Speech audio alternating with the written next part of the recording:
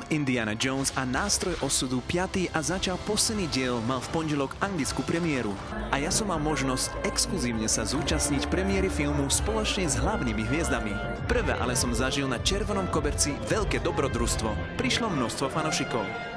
Mnohí boli prezlečení ako samotný Indiana Jones.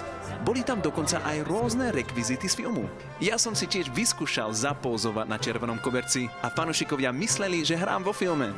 Pozoval som pri soche Indiana Jonesa alebo pri tuk-tuk motorke.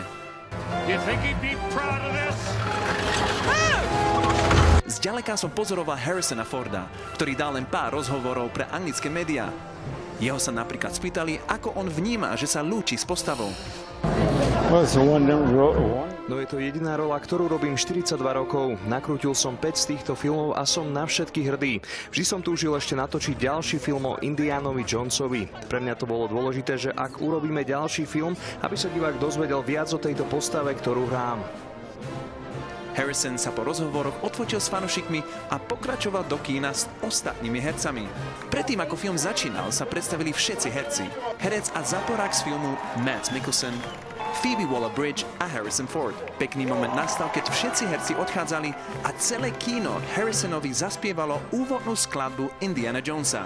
Veď počúvajte.